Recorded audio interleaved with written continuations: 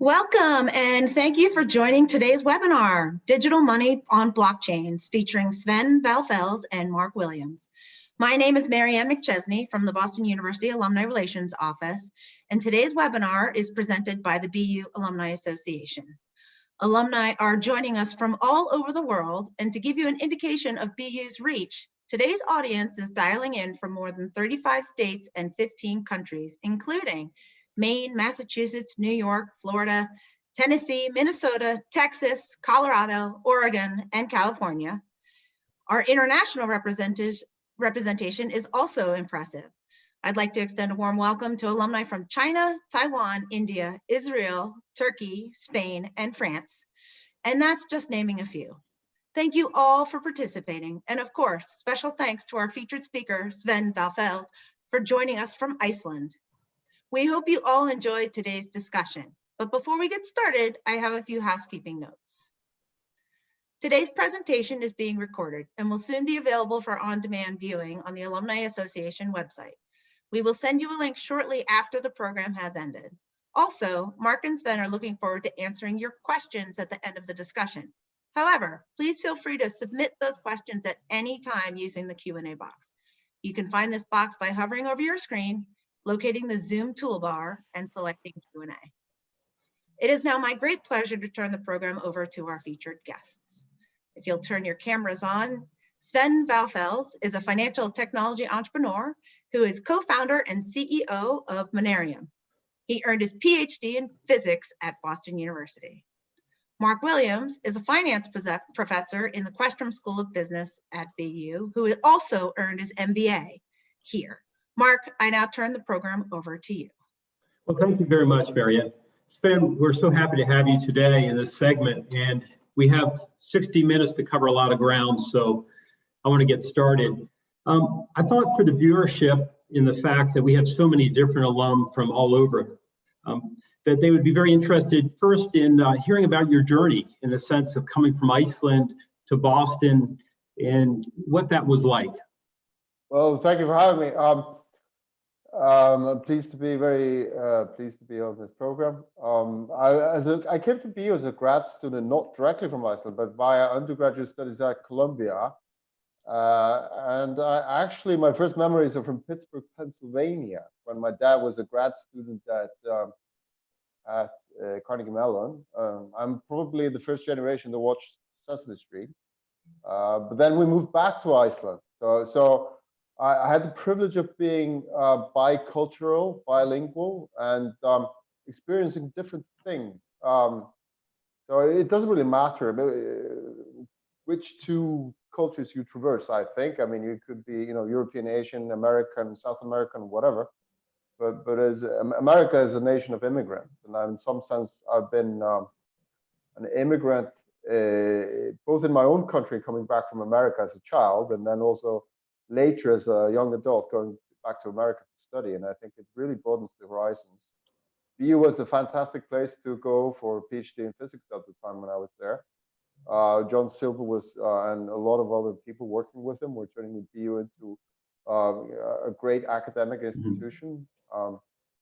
And I was lucky enough also to meet great people, great students, great faculty all along the way. So I have very fond memories from Boston, and every time I go back, I try to, not necessarily visit BU, but sort of at least connect with my friends who I made at BU. Great. And the reason I mentioned, of course, Boston is because you were in the U.S. starting in 1993, and of course there was an event underfoot in '93, which you experienced as well very quickly. And I was wondering if you'd like to share your first exposure to the internet, or at that time called the Wide World Web. No, it's because I was, as a graduate student in physics, I was lucky enough to come across the World Wide Web early because it was really invented by someone who was trying to help physicists exchange information. It was Tim Berners-Lee at CERN, and the word got out pretty quickly. It was a small community. There was, people told each other about something that was new, it was exciting, that was going on, and then all of a sudden there was this concept of a web page and a browser, and you'd tell in those days you'd actually tell a friend if there's an interesting new site, and then it just started growing really fast. And I remember having a conversation with a few of my graduate school friends at the BU pub about whether or not we should drop out and start a business around the World Wide Web. And most of us were of the view we just finish our PhDs and we could always start a business later on in life, and some of us have. But there was one colleague actually who after his master's degree left BU, and he started a series of very successful companies in Boston area. He's now the CTO and co-founder of Nasuni, called Andres Rodriguez. And I think he and other people of our generation, we were just fortunate to be born into this big wave of innovation that was coming about in information technology. And what I think is so fascinating by that, of course, is 27 years later, you're in the middle of building a new platform that is based on, in part, a very important part of the internet. So let's first, before we get to Monerium and how you really started that, co-founded that company, let's talk first about your philosophy as it relates to cryptocurrencies, blockchain, and then specifically this DeFi space, which is getting a lot of attention. Oh, well, I was living in London from 2004 and until about 2014 when I returned to Iceland. So I was living in London and I was visiting friends in Palo Alto, and this is in Easter holiday 2011. And somebody asked me about Bitcoin, and I had no clue, and that was very embarrassing. I mean, it was a new technical thing, and I didn't know anything about it. So the following summer holiday, my wife and I had young kids at the time. I didn't have much time to explore new things. So it was a following summer holiday. I squeezed in a couple of days to, download the Satoshi client, start looking at it, and actually make a first Bitcoin transaction via Mt. Gox, which at the time was the only exchange. And I was lucky enough to have the right combination of experiences to recognize the potential of Bitcoin as an asset class and as a payment system. So, very sort of carefully and systemically, I started due diligencing the ecosystem and talking to the core developers, going to hackathons, looking at the code, and then investing a little bit, speculating, of course, but then also starting thinking about what Bitcoin and then blockchains later, especially after Ethereum was launched, what Ethereum could be used for, because unlike Bitcoin, Ethereum allows independent users or just users to issue their own tokens onto a blockchain. So I was very lucky just to have the right combination of experiences, and in many respects, thanks to BU and the hacking I did at BU back in the days on various Unix systems, silicon graphics connection machines, and conversations that I had with people who were doing similar things, including people who were part of the BU community. Well, let's do this. Let's first talk about the DeFi space and where you see that moving, and then we'll move into Monerium and talk about your company and the problem that you solve with that company. Yeah, well, DeFi, I think it was, what is Bitcoin? Let's start with what is Bitcoin. Bitcoin, of course, is, everybody knows now, is this cryptocurrency that is has a blockchain and can be, as Satoshi intended to in the very early days. If you look at this white paper, the intent, the design spec of Bitcoin is to be able to transfer value peer-to-peer without going through financial institutions. That's the key concept. So exchange value, in Satoshi's case, or their case, Bitcoin, going from one person to the other with the aid of cryptography and without having to go through traditional intermediaries. Now, there was this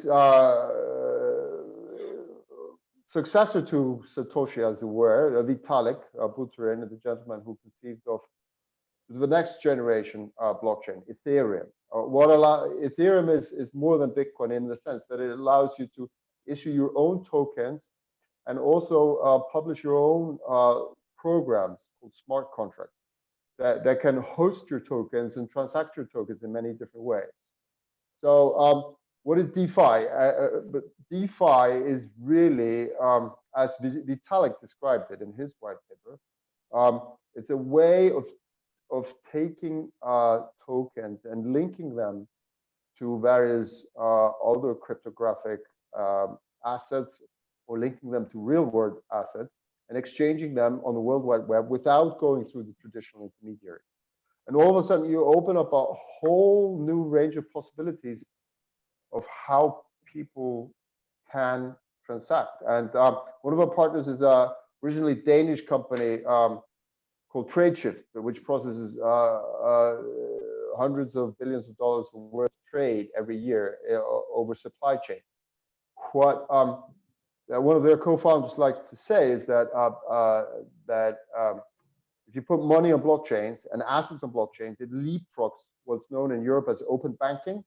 It totally cuts out many of the traditional intermediaries and it gives participants the flexibility of transacting directly, and then like multi-parties, there are multiple parties coming together and transacting in a very flexible way. So there's a whole new layer on the internet, which in many respects makes traditional services outdated, not overnight, because this is an innovation that will take some time to unfold, particularly the legal and the regulatory aspect. But it really puts a layer on the internet which allows people to transfer value programmatically across borders 24/7 and instantly at the speed of light. Right. Yeah, very good. And what's I think interesting to many of the listeners today, many of them come from the financial community, and they've seen already, for example, Ethereum, Ether itself has increased about 300% just in the last several months. Bitcoin has doubled in value, is hitting new highs. What do you think is causing these price increases, specifically in 2020? With Bitcoin, without a doubt, I like to say it's a bubble blowing barometer. It is the price, the rapid appreciation of value of Bitcoin with respect to the traditional fiat currencies is a direct consequence of the zero interest rate policies and the quantitative easing of the main central bank. If we had some, I wouldn't say more normal, but more traditional monetary policies in place, then Bitcoin would also have appreciated, but I think to a significantly lesser degree. Bitcoin is a value token, and it will only be issued in limited supply. So it is the direct counterpart in some sense to the fiat currency. Ether, however, is more of a utility token because it's used to pay for transactions on the Ethereum blockchain. So of course, there will be always some speculation, and there will always be an asset class where people try to hedge against inflation to a certain extent. But what I think currently drives the price of Ether more than anything else is the migration of Ether from Ethereum or the Ethereum platform from Ethereum 1.0 to Ethereum 2.0, which is a major upgrade. And Ethereum is switching its consensus protocol from proof of work, which requires basic cryptographic computation, to proof of stake, which means that participants in the consensus process, they actually pledge some value, and then they vote effectively on the of which transaction to include in the next block. There's two different things, two different factors that are driving these. I think to the first order, the value of these two different cryptocurrencies up. Yeah, excellent. Well, let's now move to your company in particular, Monerium. And when was Monerium's? You were the co-founder, and when was that started? And what was the problem that you were trying to solve? Well, it was started in 2015, late 2015. So I moved back to Iceland by then, and Iceland had a big crisis in 2008, as many people are aware of. one of my friends had been appointed to the board of governors of the central bank based on his criticism of Icelandic policies prior to the crisis. I had been involved in some activism on behalf of Icelandic taxpayers. We actually had a referendum on certain bailouts here, and which were rejected twice. And there was some. We met up with people who had been bootstrapping their own business from Iceland, from inside currency control after 2008, and we're really deeply frustrated with payment systems. So it was four of us together set up Monerium. We used as a vehicle to explore the relevance of blockchains in regular or traditional financial services. A commissioned report that we did on behalf of a regulated financial institution, one of the new banks over here. And our first visit was actually to the Bank of England. We met with their research team, I think November 30th, 2015, and had a fabulous discussion about how blockchains could be used to,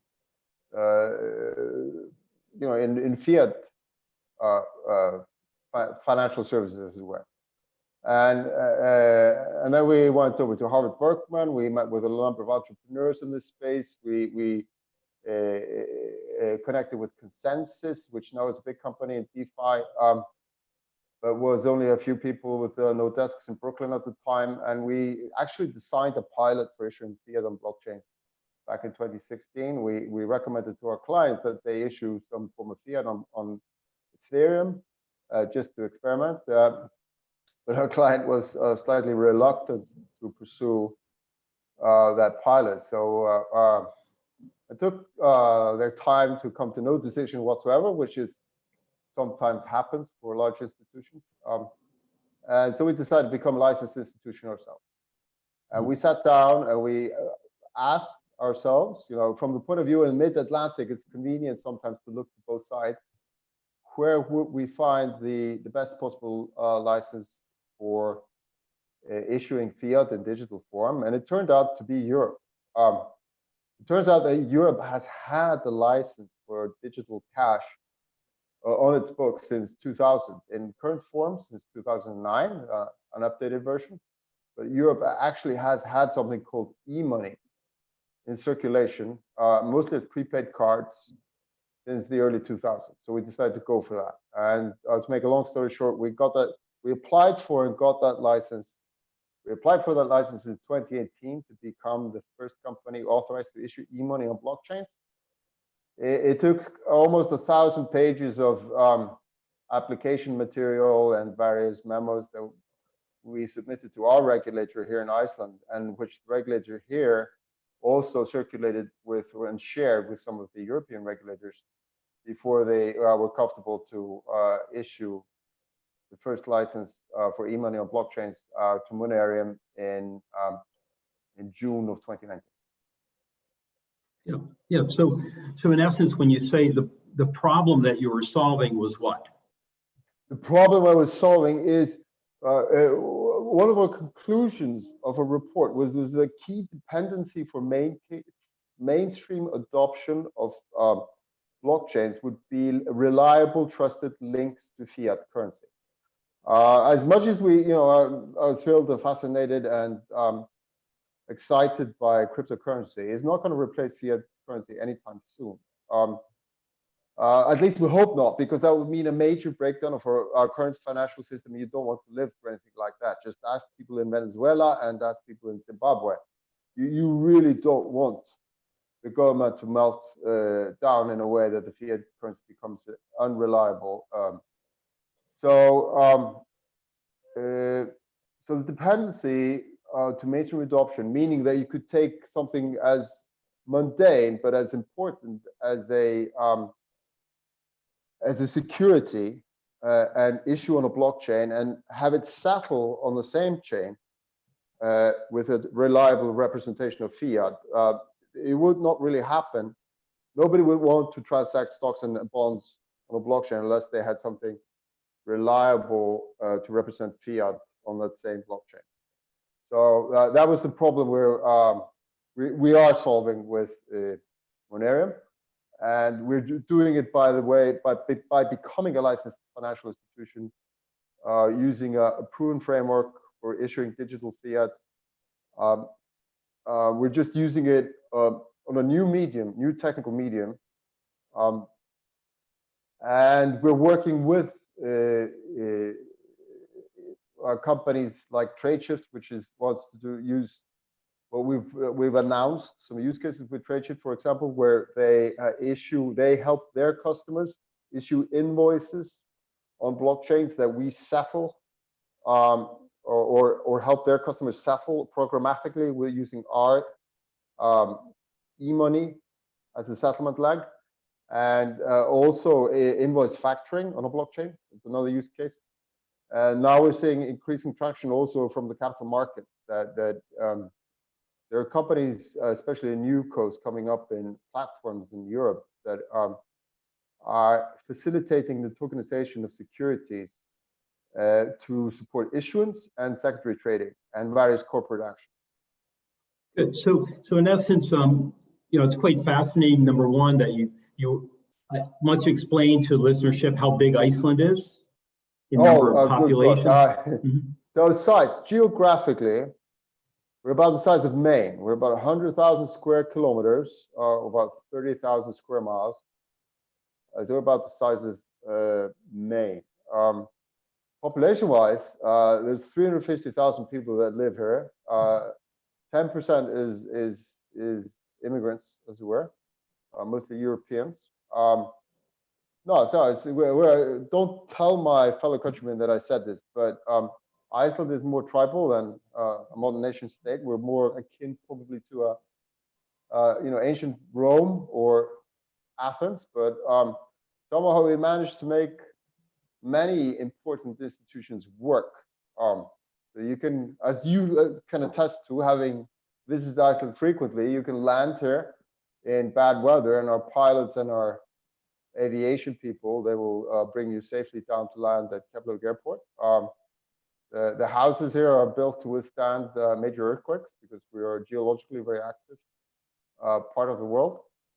And if you get lost in the Icelandic wilderness, you have volunteer search and rescue to come look for you pretty quick. So we have a lot of functioning institutions for a small country, and we don't have a military though, but we're part of NATO. Yeah. So this the reason I wanted you to answer that question is it's a small country, yet it has an extremely ferocious appetite for crypto, blockchain, and being at the center of many of the mining operations that are occurring. And I was hoping that you could actually share with us why that community is so large within a very small place like Iceland. The mining has actually taken off in Iceland to a certain extent in spite of circumstances, because one of the first opportunities I looked into was to mine Bitcoin in Iceland. This is back in 2013.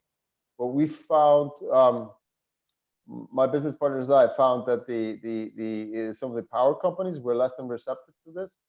There's a lot of power generated in Iceland on a per capita basis, but most is sold to heavy industry. And most of the people we spoke to, we found it very difficult to secure long-term power agreements. So we abandoned that, and it's when we abandoned that business plan. Now there's a lesson for people who come from the business school, perhaps recent graduates, is that sometimes you just have to call it quits. When you as with Monerium, we wrote a report. We presented to a few people, a few investors, a few power companies.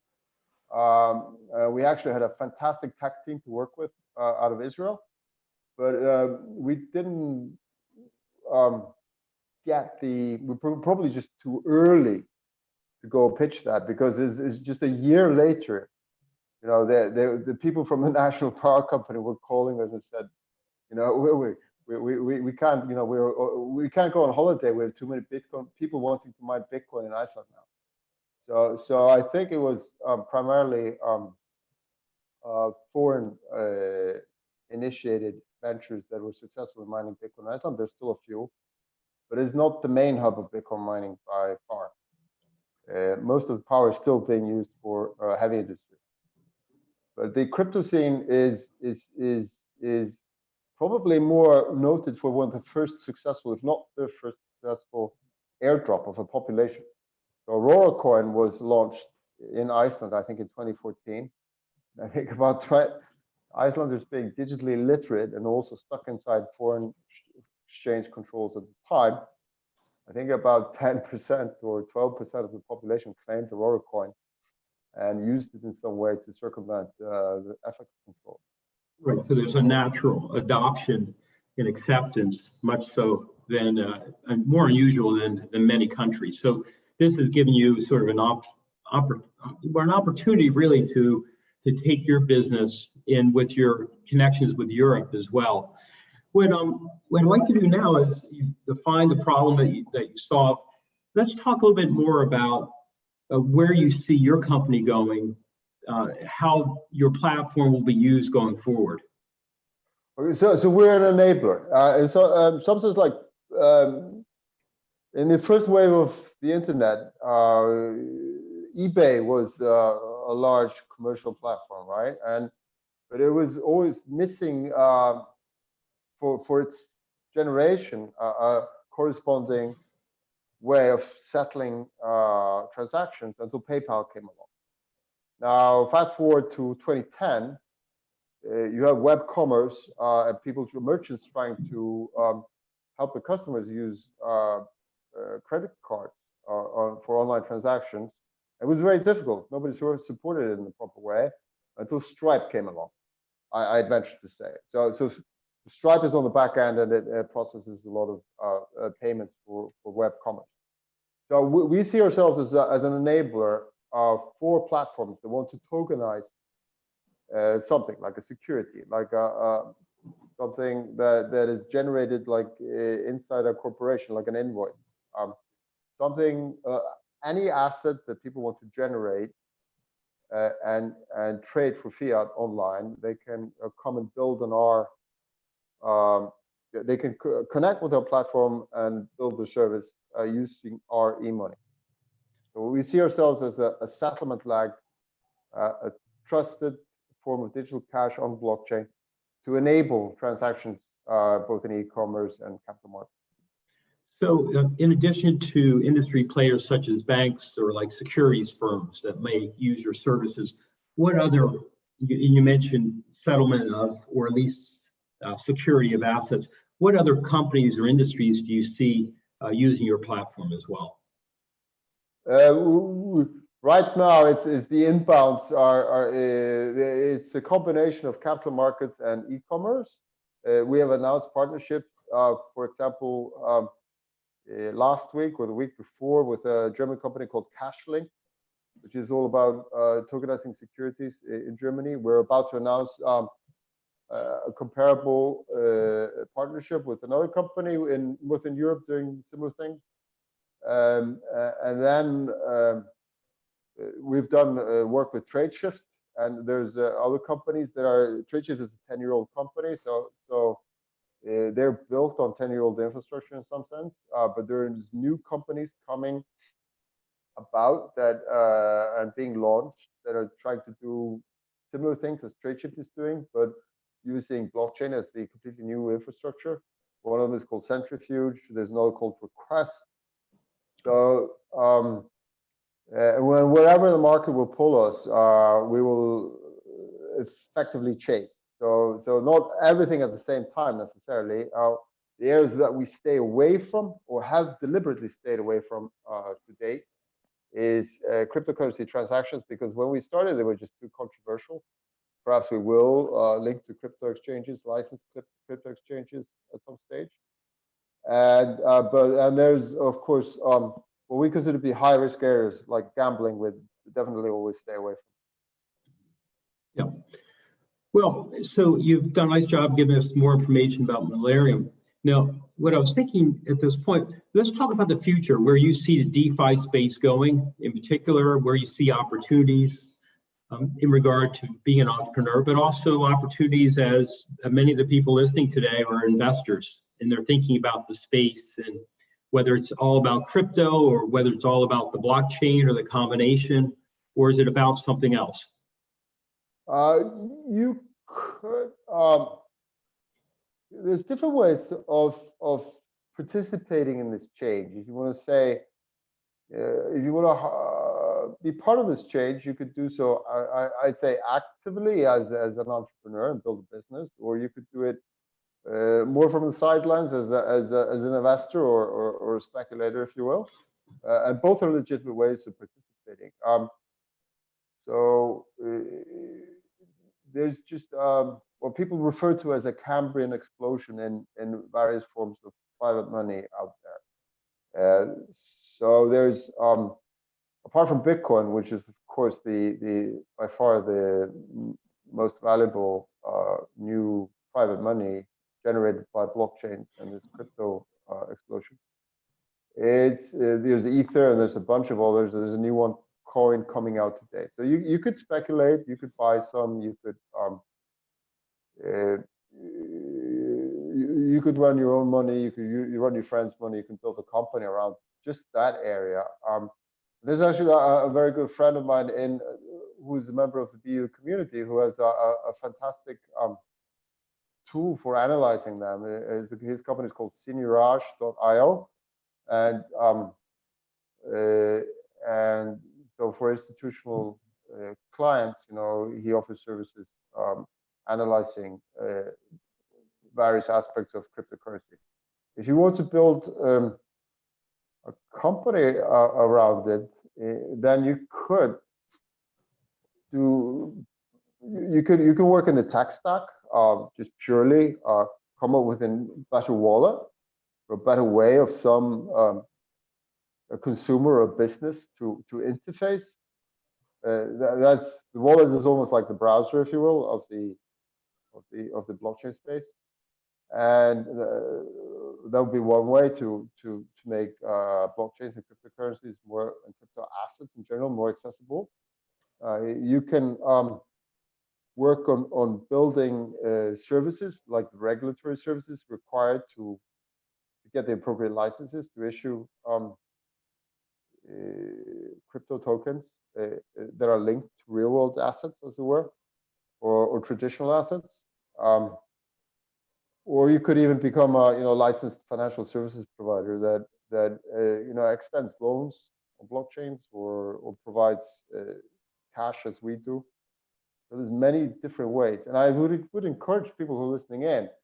You know, if you have your own sweet spot, you have your own comfort zone, your own special toolbox, as it were. Just look at it carefully and see where it applies, because we all have different skills and different experiences, and we must each find our own sweet spot in this world, and when it comes to a new way of innovation, that applies as well.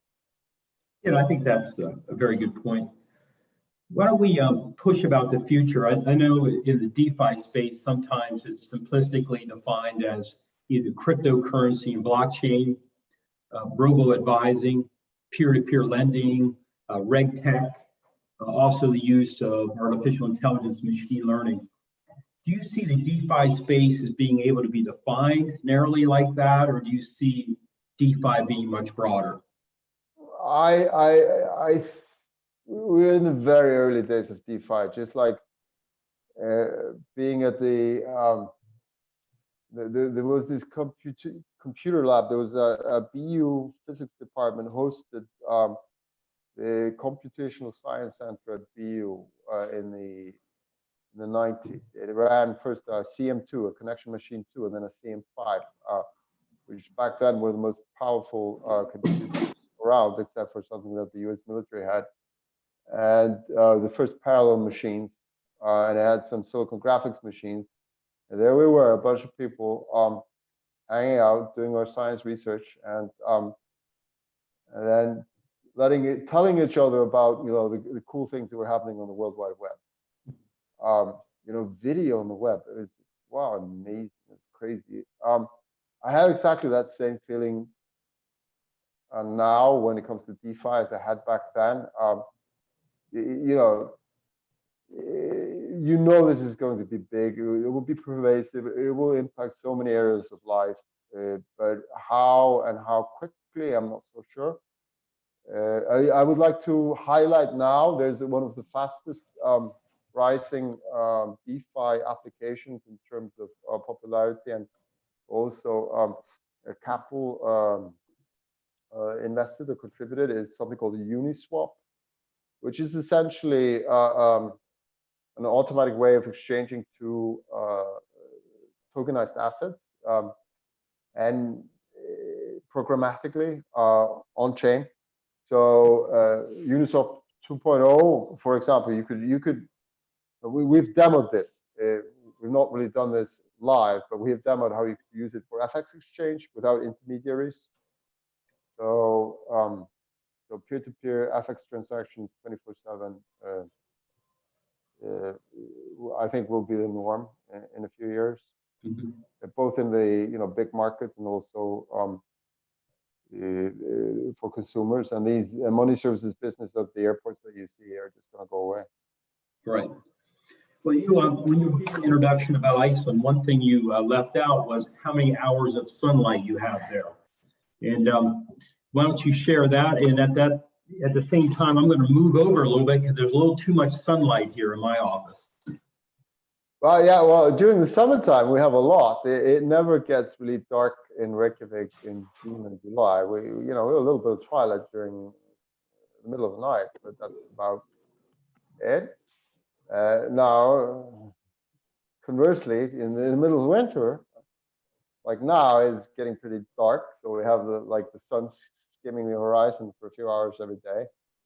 So it goes, with being the northernmost capital of any in the world, it's 64 degrees north and 22 west.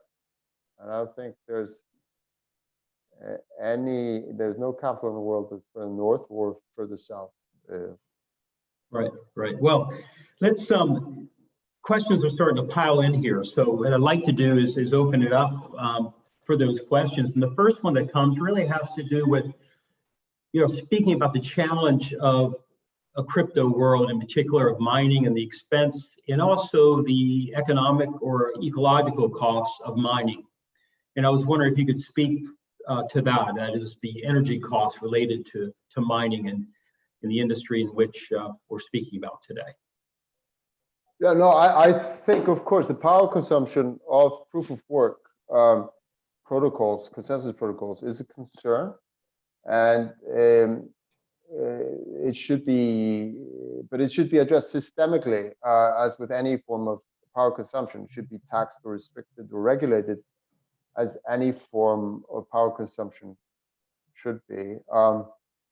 Having said that,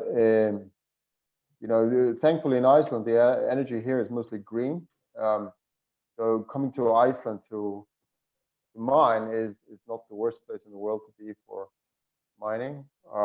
We all need to burn less coal and oil and all that. But and of course, whatever power is used to mine Bitcoin should be regulated and taxed in the same way as any other use of power. Okay, well, there's some other questions that are coming in as well. One is, you mentioned about the trust or a trustless environment that can be obtained through blockchain. One listener has asked really about the security. Is that really one of the main reasons for the use of blockchain?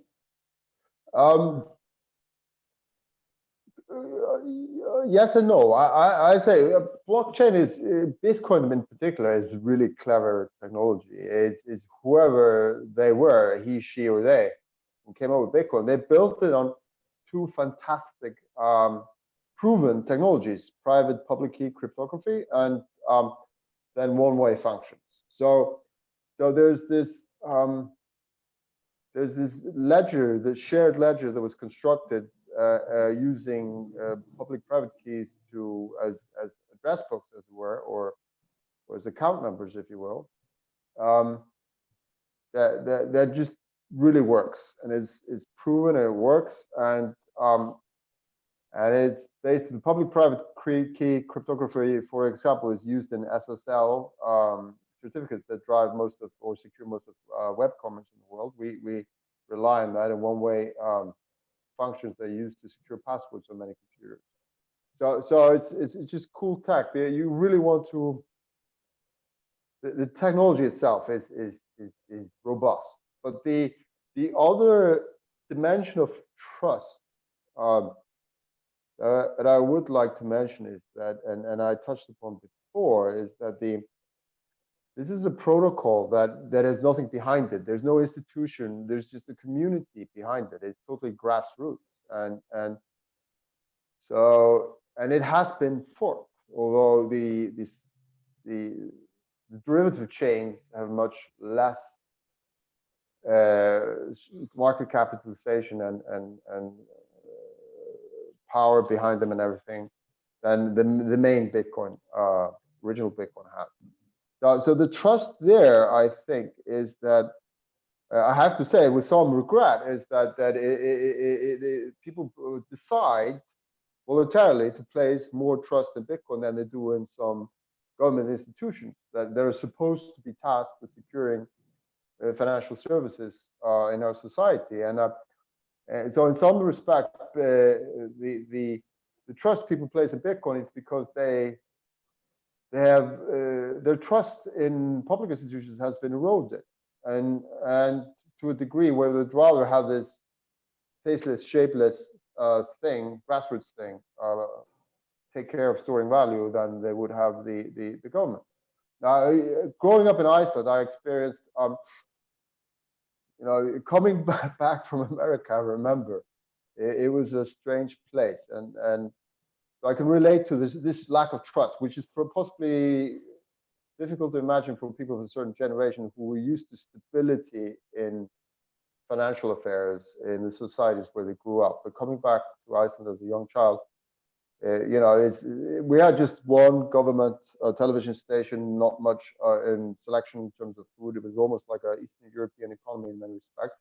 And the one thing that was totally broken in Iceland when I was growing up was money. I was raised in a society here in Iceland which had double-digit, sometimes triple-digit inflation.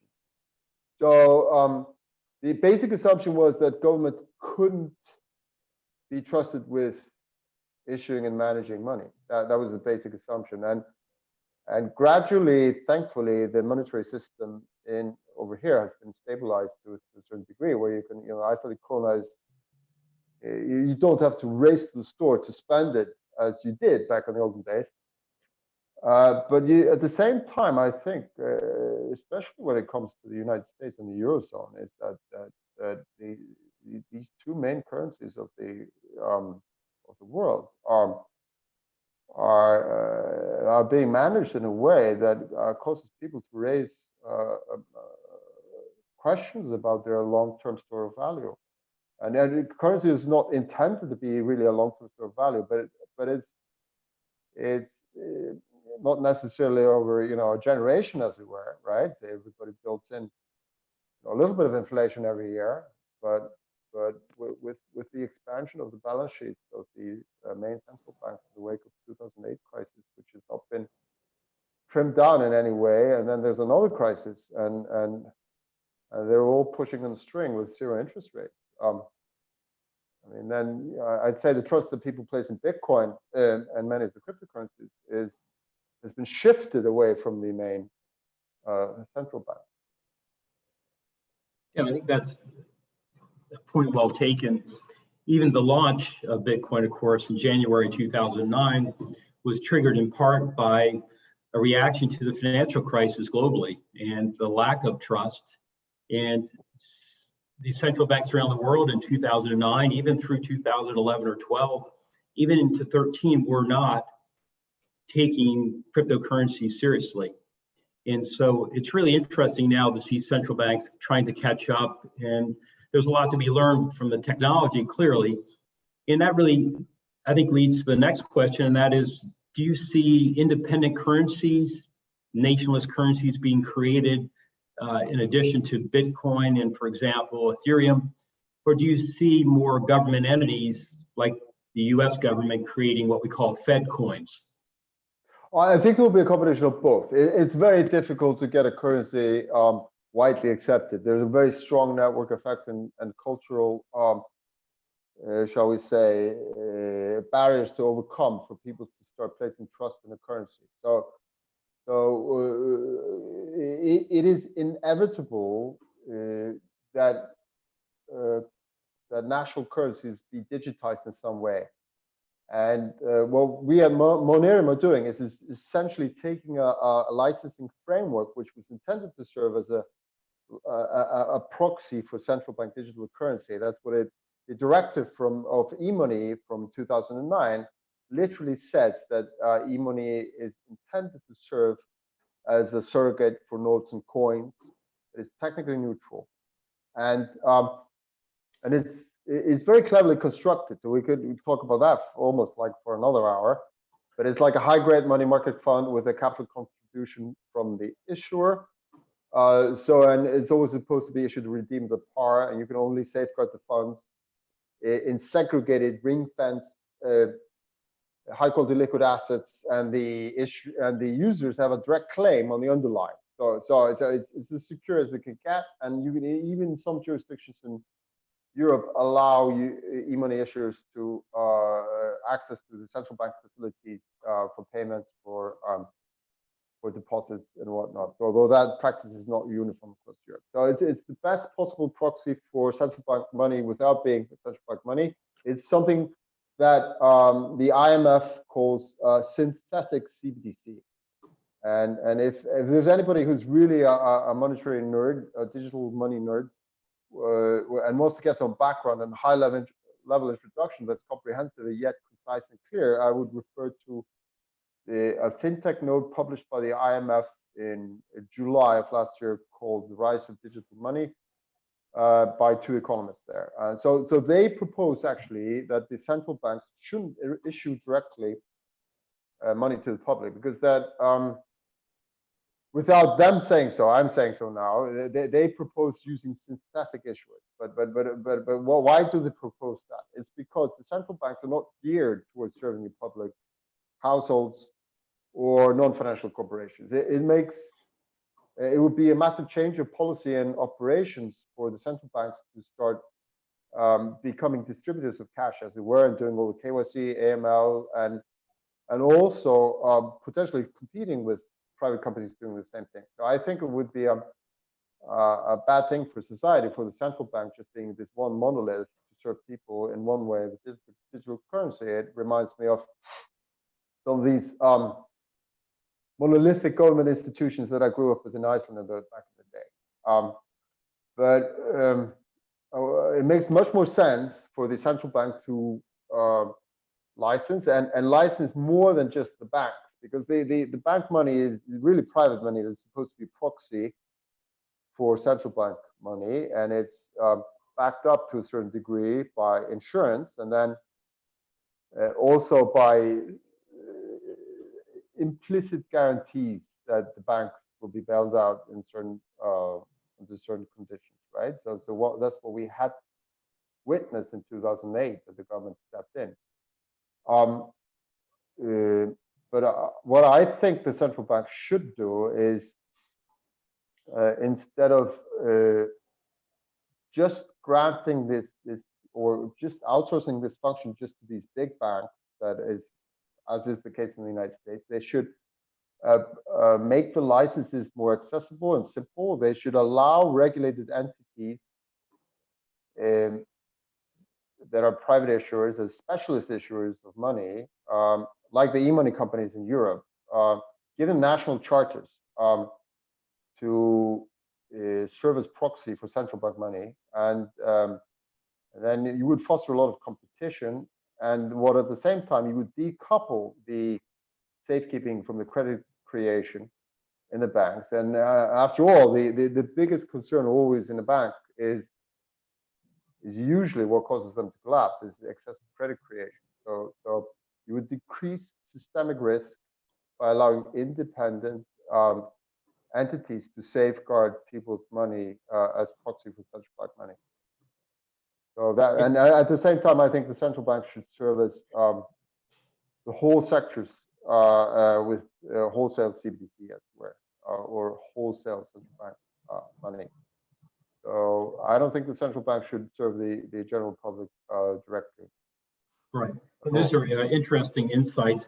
We have a few more questions to get through. One has to do with the adoption of Bitcoin by PayPal, and now with MasterCard providing basically rewards related to Bitcoin. Where do you see this trend? Do you see this as an anomaly, or do you see this as something going forward? They're both interesting. I mean, ultimately, I mean, I've had Bitcoin since 2011, and except for a couple of sort of experimental situations, I've never used Bitcoin to pay for anything, really. I mean, and I don't see why people should need to use Bitcoin to pay for anything. I think as a medium of exchange, if you have a functioning government currency, why would you even worry about using Bitcoin? And having said that, I love Bitcoin. Don't misunderstand me, but why even so PayPal come jumping into the fray and MasterCard sort of somehow linking Bitcoin to consumer transaction. It may take off. Consumers may at some stage be interested in using Bitcoin to pay, but ultimately people's paychecks are in dollars or euros or what have you. So I don't think there will be a mass migration of consumers into Bitcoin as payment.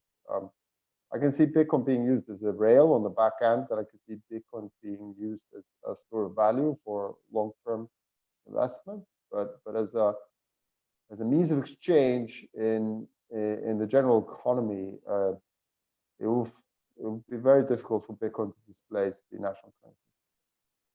Right. I have one listener here that asked about whether he sees or whether you see your company heading to the U.S. Oh yeah, definitely. At some stage, I wouldn't hazard to say when, but we have lots of traction from Europe at this stage. We have U.S. partners and investors, and we have inbound leads from the U.S. But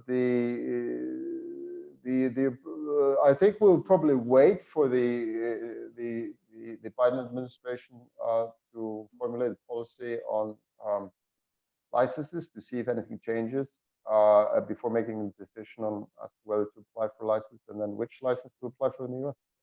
But definitely at some stage, within 1 or 2 years. Right, and for the reason you were able to get a bulkhead that is a beachhead in Europe in particular was because the regulatory climate and the history of having, was it Monero that allowed this, or some of the e-cards that were created back in the 90s that opened this up for you? I don't know. I should investigate that. I've wanted to investigate it, but ultimately I think it was some really prescient and open-minded officials of the European Union, bless them, in the late 90s, early 2000s, that crafted a piece of legislation. It was passed by the European Parliament and adopted by the member states that anticipated that money would become digital at some stage, and whatever motivated them, I don't know. Mm-hmm. Okay, I've got another good question for you. That has to do with getting into your head and actually looking at your library behind you. What crypto books or what books on blockchain would you recommend for those that are interested? So Toshi's original white paper and Vitalik's original white paper, I'd highly recommend. Since I've sort of been lucky enough to witness much of this unfolding, then I haven't been able to catch up on the literature that much. But I'm sure there are good books out there, and I'm sure there are good books. If you were a technical person, then there's a Greek gentleman whose name I forget, who has an O'Reilly book on Bitcoin, which is fantastic. But as and I think Nathaniel Popper of the New York Times wrote something about Bitcoin as well, which is more like of a brief history of Bitcoin. But and then there's I think it was a documentary on Netflix as well. But if you really want to understand Bitcoin and these derivative currencies, go to the white papers and see if you could digest them. And if you can't digest them, ask somebody. Find a friend who is more technical and ask them to explain. You know, I think Matt Lathing from Bloomberg, he wrote a book on Vitalik Buterin, and the book's just out, came out about 2 months ago, and I'd recommend getting that book. It's quite good. That sounds like a terrific recommendation. Yeah. Yeah.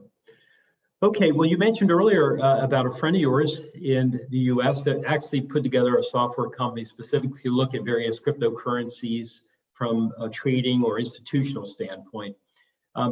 What is the name of that company again? If you could spell it slowly, that would be helpful. Seigniorage. Seigniorage is, I always misspell that word, but of course, Seigniorage is the profit that comes from being able to print your own money, right? So and I must look that up because those, for me, coming from Iceland, I frequently misspell those words in English that have Latin or Greek roots. So Seigniorge, I think, possibly. Okay. You're the professor. Right. Correct me, please. So, but that's very helpful, and we'll follow up after this webcast as well.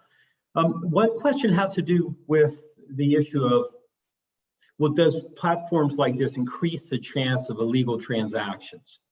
You know, that's been sort of, I think, the challenge behind Bitcoin in part. Certain percentages of Bitcoin have been used for illegal purposes. Does that mean that if you have an infrastructure that supports that, you're supporting illegal activities? Yeah, well, the statistics that I read back in the early days of Bitcoin was like that 3 out of every 4 notes in circulation or bills in circulation in the US have traces of controlled substances on them. Regrettably, all forms of money will be used, or people will try to use all forms of money to launder gains from illicit activity at some stage. And we take KYC and AML very, very seriously, which is why we've launched very gradually. So yes, there will be people who will attempt to launder money through Monerium at some stage.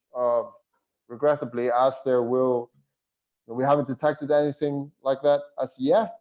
But as there will, people will attempt to launder money through Bitcoin, through gold, through God knows what means of exchange that they find. And if you watch the Netflix series on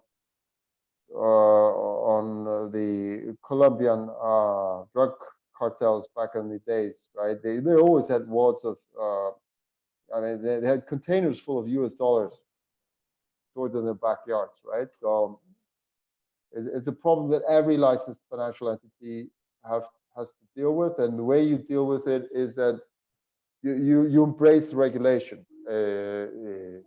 You embrace the responsibilities that come from being a regulated entity and try to enforce those rules that you have to follow as a regulated entity. Well, Sveinn, that was very helpful in that last question. I think you've fielded that question before. No, I mean, you have to. I mean, it's something I had to explain to my kids, for example, right? Okay. So the nature of money being, for example, that the illicit activity generates illicit profits, and people will try to launder them somehow. And you just don't want to be the company that participates in that, willingly or unwillingly. Great. Well, Sven, thank you very much for your time. This has been an interesting journey. I wasn't even able to mention that in Iceland, 1 out of 10 people have written books, or the fact that Iceland was the last place on Earth discovered.